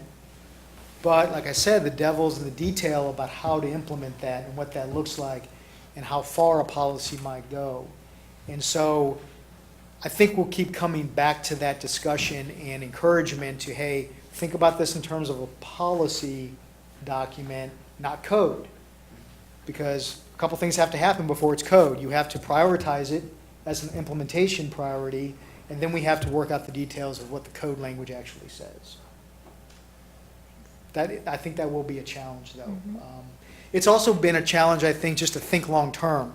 A lot of times through the last 4 years, in my opinion, we keep sort of going back to, well, the problem is in such and such neighborhood, right? It's like, well, but we're thinking about how to accommodate 20, 30,000 more people in 20 to 30 years. And this document's primary purpose is to guide physical development. So a lot of 2020, a lot of things in Horizon 2020 we sort of called out as we looked and said, well, do we really need to talk about whether or not the city has natural gas vehicles in a land use document? Maybe not. It's fine that it might be in a document in the climate change adaptation plan or something that we'll reference, but all these documents that we're referencing and pulling into the plan, we're going to be looking at it through the lens of land use. Scott, this question might actually be for Jeff, but Jeff, you had mentioned that the game plan moving forward, according to this document, would be that all future annexation will only occur at the point at which land borders city, that we won't be jumping and creating islands of city, so to speak. Are we talking about that growth and annexation on a voluntary level, or is this going to be forced annexation? Before Jeff answers that.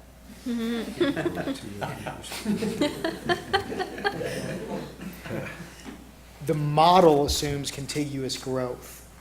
The assumptions in the model don't match reality a lot of times, but we've had to use it to make some assumptions about how we landed with this. So we don't have a policy in the document that says annexation must be contiguous, if that's kind of the line of questioning. Okay, my understanding from listening to Jeff speak was that was what 2040 was going to lay out, was that was at least maybe not the policy and code, but that within the document is the assumption that is how the city should proceed. Well, I think that, go ahead. That was the assumption we gave the model so it could operate. Because otherwise it could just start adding land randomly in places that it wouldn't occur. So we just told it, stay close to the city limit because that's the best, probably the safest option for you to probably start growing out. So that was purely for modeling then and doesn't actually apply to real life development. But I do think it is a theme, yes, because what we're saying is that we want growth that's reasonable and thought out and works well with the urban services that are being provided to it. But you won't find a policy, as I recall, that says annexations must be contiguous to the city. Because we need to be a little bit flexible too in how we accommodate so then this I guess growth. the second part of my question would still apply then. If it doesn't have to be that way, does this 22-year plan, as it were today, does this anticipate annexation occurring on a voluntary level, or does it see accommodating growth on a forced annexation level? Okay, and so there are two issues, and I'll let Jeff expand. For development that seeks urban services, I think it's mainly voluntary. There are policies, and there are in 2020, I believe, that talk about if you have surrounded an unincorporated area and services are readily available, work to serve them and annex into the city. So And then there are those quirky instances where it's not contiguous and there's property in between that it makes sense to serve because the city as an entity, from that perspective, is growing and opening up a new area for development because of the request to develop, that it may be forced to come in as well. I guess the whole basis of that question deals with what we've been dealing with lately and how, Sure. you know, we've had quite a contentious debate for many years now about Queens Road, and Queens becomes county halfway down Queens, and there's a lot of situations where you have city located within basically a, you know, stone's throw from county. Right. And if we're talking about tier 2, as I see it, it's kind of hard for me to, I'm sort of struggling to see the map very well from where I'm sitting, but it would appear that whole area is within the green zone, correct? Am I reading that Yes. correctly? Yes, you are. So at the end of the day, when we look back here to 2040, we will have all the tools available to say, well, did we implement this the way we thought we would in 2018, or what changed, and you know, what was tougher to go, which watershed was tougher to get through, or whatnot. But we think it's serviceable. I guess it's interesting discussion, Matthew, because I think in majority of cities I'm familiar with, the city as an entity, from the city's perspective, wants to capture property, right? Especially if it can serve it. Sometimes it is serving it. I mean, there are areas that we're probably serving that should have been annexed because we're serving it, with water, for example.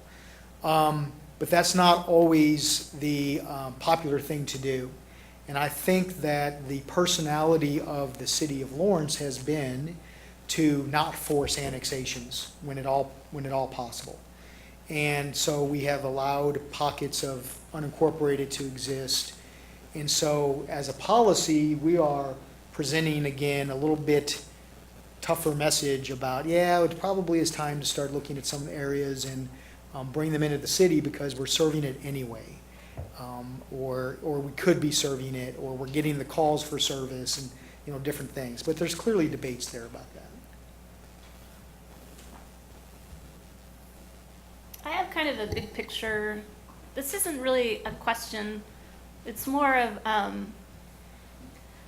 you know, in the past we have formal retiree attraction policies.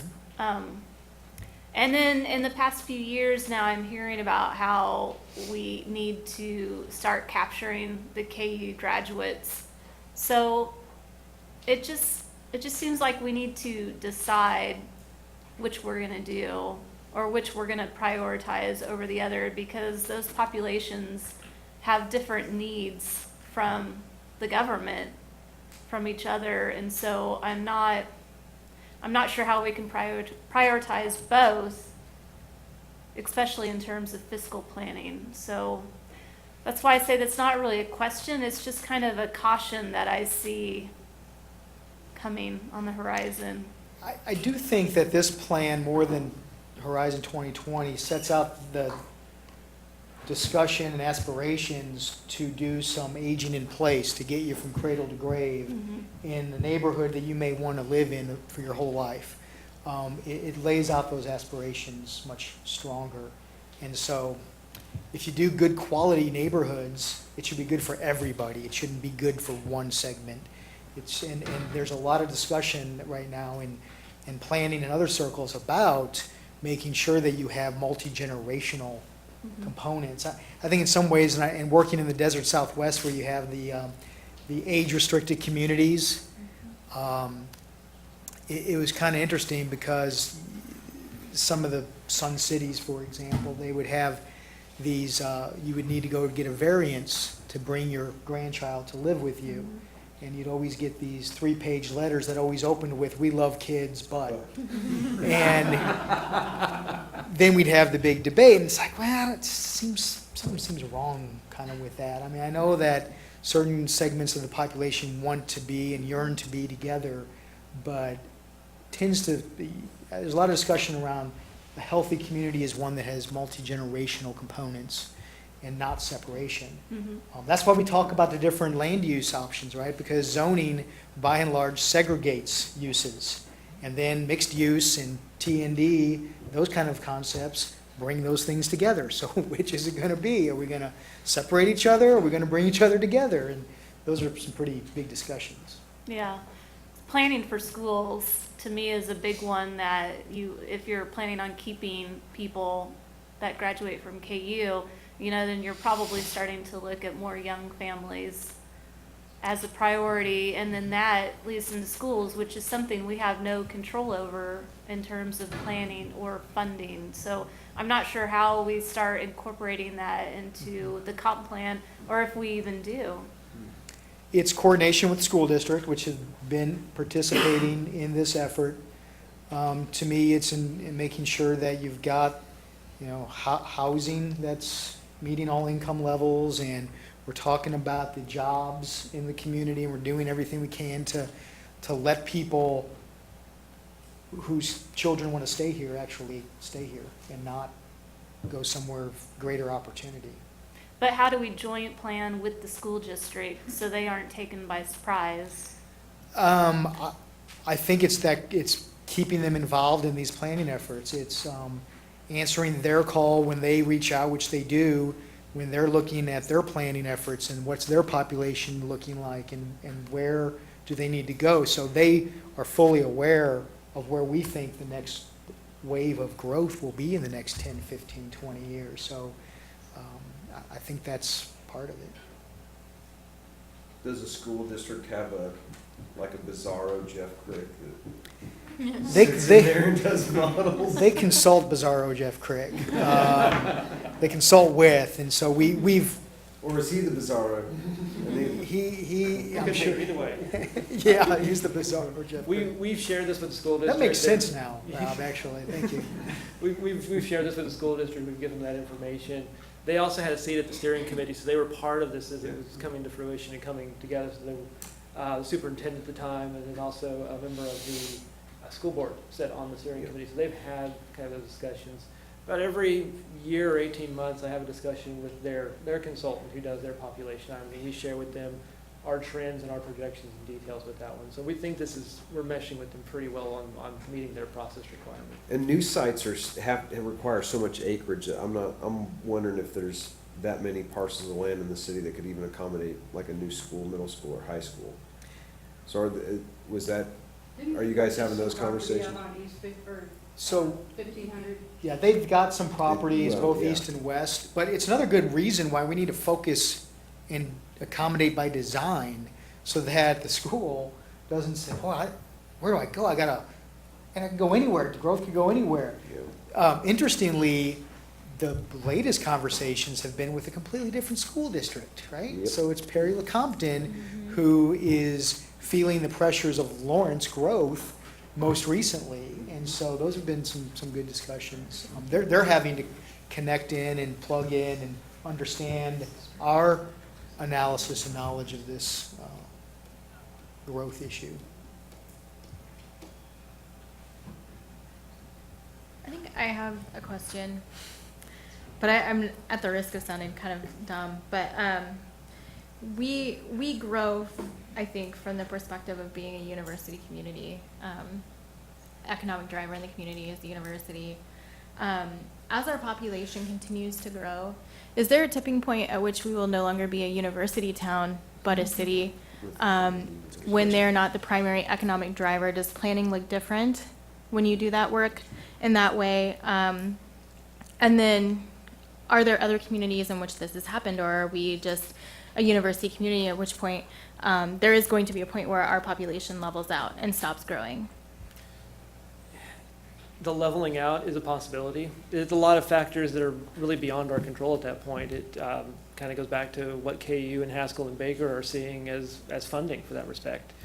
I would say at this point, when you look at the way that our population works and kind of goes about right now, we're probably on the cusp where we're not really driven by the university as much as we're driven by Kansas City as being our item.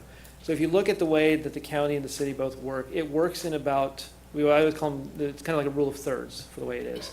A third of our population will live in a different area, different county, and drive into Douglas County every day. A third of our population will live in Douglas County and work in Douglas County every day. and then a third of our population will live here but drive somewhere else for work every day. So I think at this point, our driver probably is less the university than we all think it is, and probably more Kansas City and Topeka's economies. We have a lot of our income bracket is coming in from outside of our community. So I think we might be on that point where the university, it is our primary driver, but it's probably not to the same weight and effect we all think it is. In fact, I think if we've done our job right, we've diversified employment and built a lot more segments up so we can take on the recessions. We're a little bit insulated because we're a university town from deep recessions, but if 2008 taught us something, it's that, hey, we needed to diversify and increase that economic development component.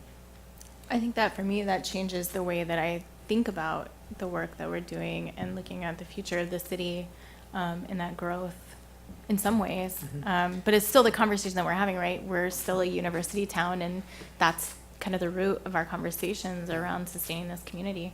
Well, I think kind of along the same lines, this question of, we hit 100,000 this year. Does that change anyone's perspective of city of Lawrence, the town of Lawrence, or anything like that?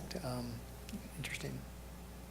Eric? I think it's worth noting that population increase in our reaching of 1,000 citizens occurs in the context of KU's enrollment dropping by 8% in Lawrence. Now, we've read stories that the University of Kansas overall, including Med Center and Edwards, has increased, but in Lawrence, the enrollment has decreased, but we are still growing as a city. So I think what Scott is saying is that we have insulated ourselves a little bit from that. We still reap the benefits of having that employer here and some insulation from the events of 2008. But since that time, KU's enrollment has declined pretty dramatically, and has, but the city has still grown.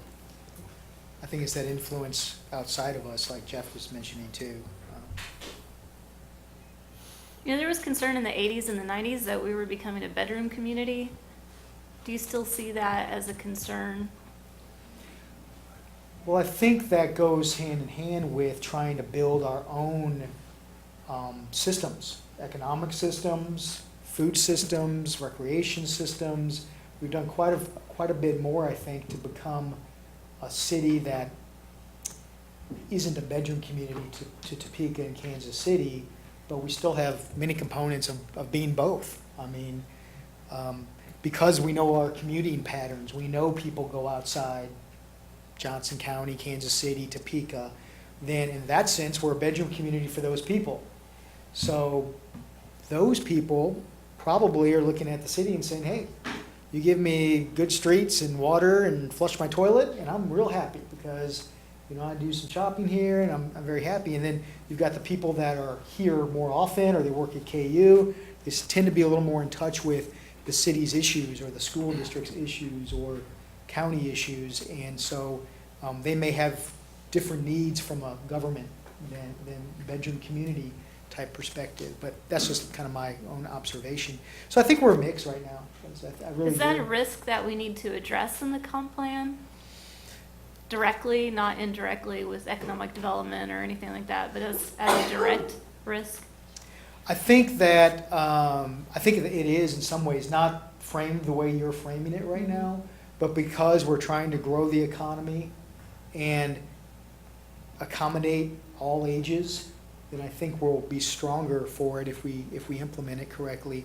I'm a real fan of the economic development strategy that was developed a few years ago with the education component and the build from within, while we're still looking for the outside primary job sectors. I think that was a real turn toward sustained growth and investing in ourselves, in the economy. And so, and I think it's seeing Peaslee Tech kind of take off and different things is very, very good news for the community.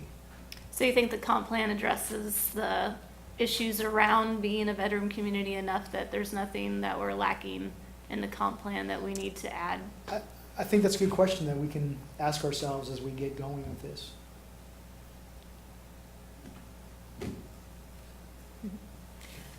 Scott, I had another kind of process question or comment. One of the things that I think could slow this process down would be the amount of bounce that this gets between our three entities, and what can we do to kind of minimize that and still give, you know, all perspectives the time that they're due? It's a good question. Not much, unfortunately. There's been a rough history in this regard with Plan 95 and even maybe Horizon 2020. I think at one point, Craig might remember, we had 2 different comp plans adopted, and it was some rough history. But we have taken measures this time to try to smooth the road. So we had the joint steering committee. We're having this kind of joint discussion with each other.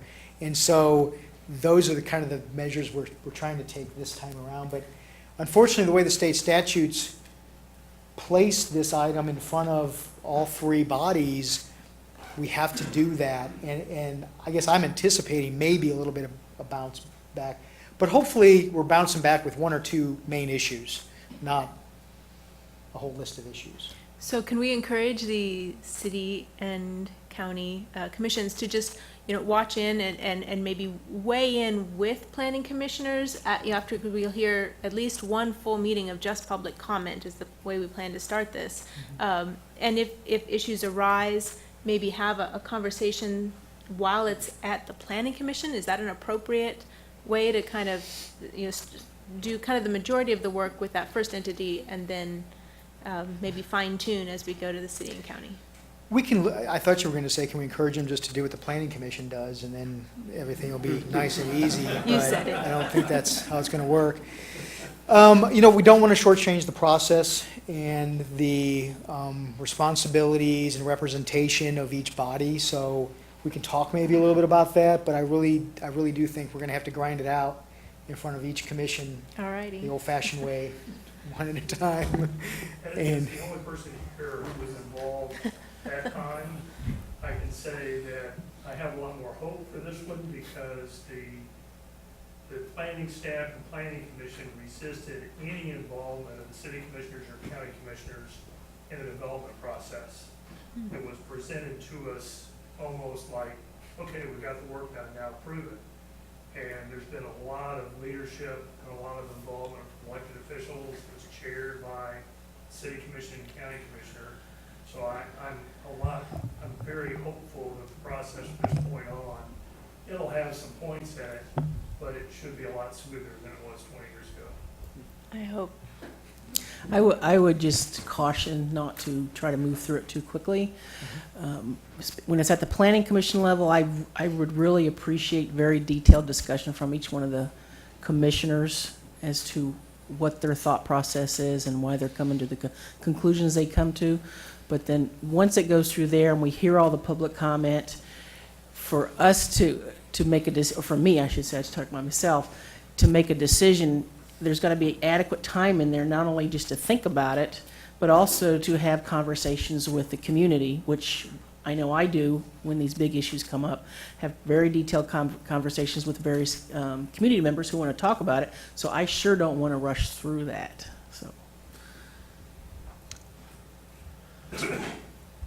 So there's not going to be any changes to our amendment process for comp plan amendments with the new plan, is there?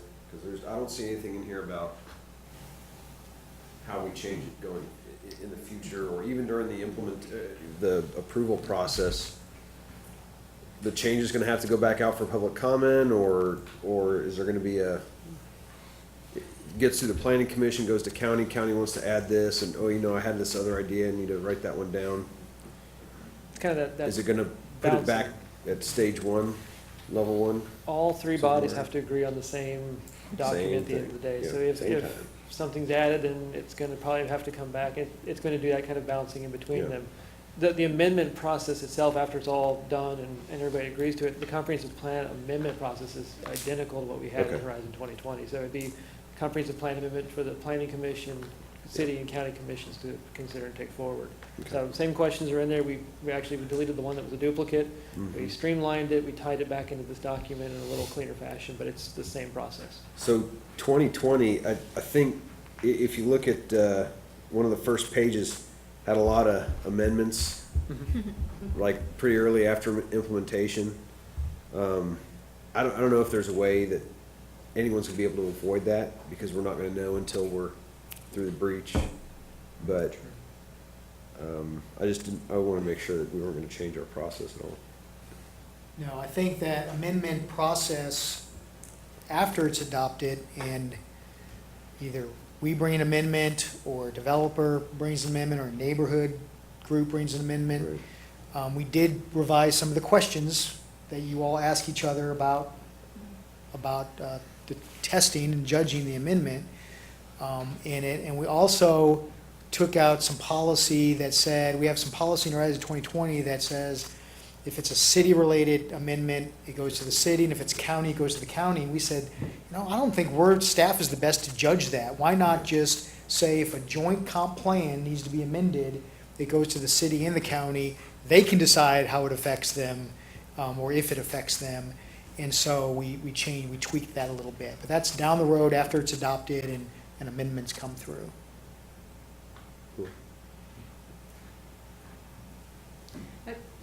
I would just say, knowing that there's a little trepidation about how this is going to play out and how long it might take and what conflict there might be from board to board to board. I want to reassure everyone that we had a really diverse steering committee. We had some knockdown dragouts with some of these really crucial issues for growth and housing and all the things that do represent some real change in philosophy of how planning might look in our future.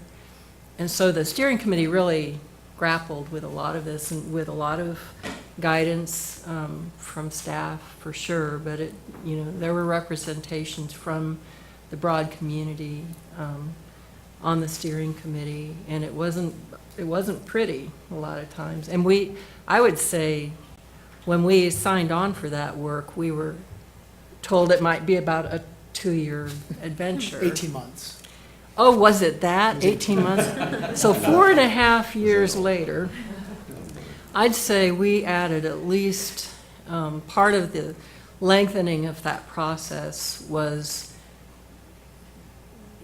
our desire to hear more from this sector, this special interest group, this group.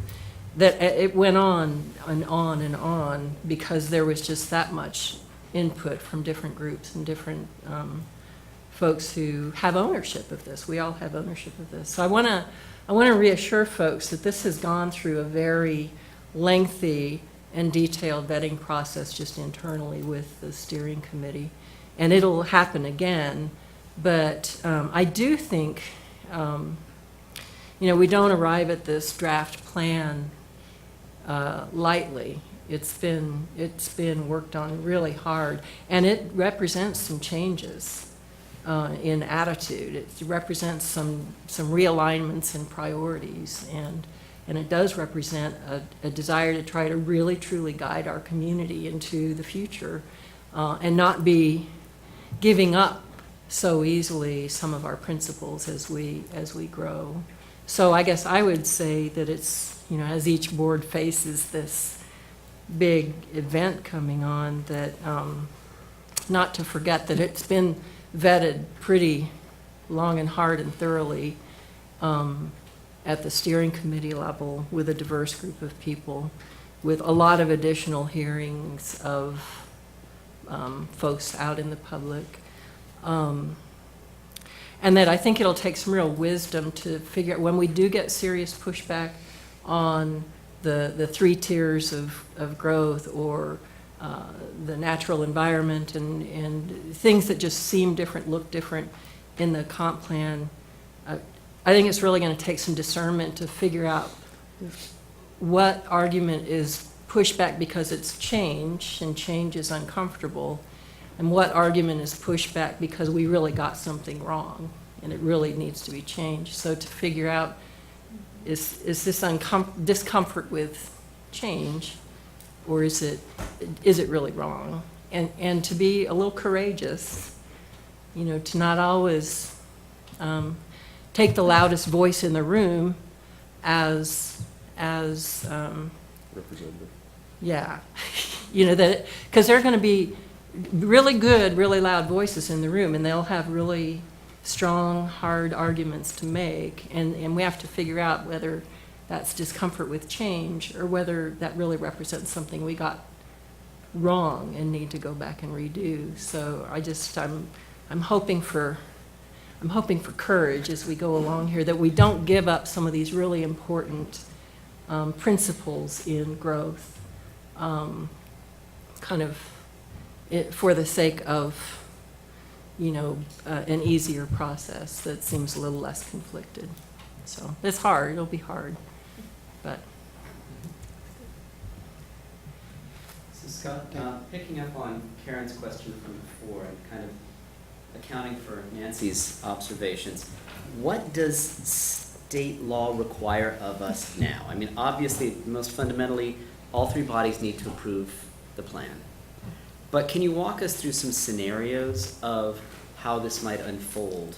Like an optimistic scenario, middle of the road scenario, over the course of the next few months? And because, so for example, we'll have these discussions, we're going to be taking up the plan over the course of the next few months on the Planning Commission. We'll be hearing from the public, we'll be discussing it, but what are the mechanisms for proposing modifications to the plan prior to, ratification? And what are the procedures, for how that then filters back into the document and then gets disseminated back out? Well, first of all, I think through the years, the city and county commissions have asked Planning Commission to be planners in their role, kind of first and foremost. And when Lisa says she's very interested in the details of your discussion, she means it. She wants to see the thought process between changing a policy or affirming a policy or going against a policy that we've presented here. So I think a lot of weight gets put on the Planning Commission's process. It's all captured through minutes and video and different things. But if there are separations in those things, then it'll start with the Planning Commission. We'll present your recommended plan, your approved plan to the City Commission and then the County Commission. And then usually what happens is it whittles down to one or two things. And then we're bouncing back and forth until we can get it approved. As that's going on, we have to use the adopted policies of Horizon 2020 when we're talking to the development groups. So that may be, one impact. You get hungry for a great policy that you see in front of you, dangling in front of you in this great plan, but you can't use it yet because you haven't yet got complete alignment with it. But yeah, it's not, and we've had this even with new chapters where I think the environment may have been one where we go through and we get Planning Commission and what happens, by the way, is that those who win or lose at one body will take a harder stab at the next body, right? And then they'll try to get that done, and okay, I got success here, let's go back to the next body. And that game will go on. And maybe an unfortunate consequence of how the state statutes put it, but it's giving the Planning Commission a lot of weight that Planning Commission doesn't get in a lot of other approval decision-making at the elected level. So I think that's what my response to that is. Matthew and I want to go first. Well, I hadn't thought about that, actually. No, we'll get through it. It'll take some time, and it always will, and we talk about trying to get through it quickly. There are people that are just chomping at the bit. We didn't do a lot of public dialogue at the end of the steering committee process in terms of here's the plan, we want to hear about it, but knowing that it goes through, because we know we go through a pretty extensive public process.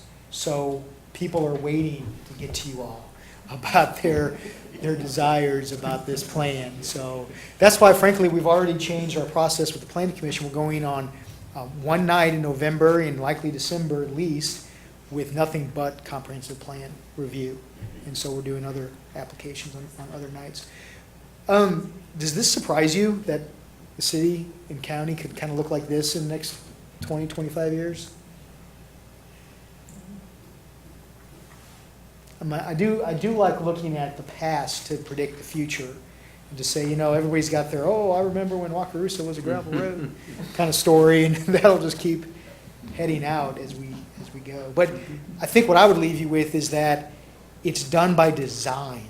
It's done because we think this is the way it needs to be done to accommodate it. So, we don't have the kind of growth that we can have huge discussions about sprawl and other dirty words, but I think that if we get to 2040 and we can look back and we've managed to look similar to this, we will say, yeah, the plan did part of its job. Scott, is that map available for the whole county? That would take 2 computers. Yeah. It is, it's just very hard to read, but it is. I think this is an excellent example of city-county joint departments. Just got to throw that in there. Jeff, you did a great job with your presentation. Or is it Bizarro Jeff? Scott, you mentioned, part of Jeff's discussion was how many comments there are. He said something like 1,800 pages worth of material out there. 1,200 pages? Is that going to be searchable? So that we can, when topics come up, we can see what came up in the surveys and all that as we start to discuss? It is word searchable. Those 1,200 pages do not include the public comment that was done for Transportation 2040, so that'd be another additional 1,000 pages. Okay. Wonderful. We do have a website devoted to this topic, obviously, that has all of this. And those were really integral part of the process. The steering committee went through that, and we tried to build a spreadsheet capturing, summarizing the key input, and went through it one by one. And it all got, some of it was, okay, we don't accept the idea, and some of it was, yep, we do, it makes sense. Can I get a copy of this, the version that's going to the Planning Commission? Thank you. Those of us that are volunteers had to print our own. Yeah. We can make color copies available to the members of the commission. Thank you. Well, that's all we had, and, we really appreciate the discussion because it helps, I think, get us off to a positive start with this effort. Appreciate your time and your reading time as it goes through, and with that, we'll dismiss the group and we'll get back to our planning commission orientation. Thanks. Thank you. Yeah, Jeff's done a great job. Good job, Jeff. All the credit. Absolutely, it'll be a great help.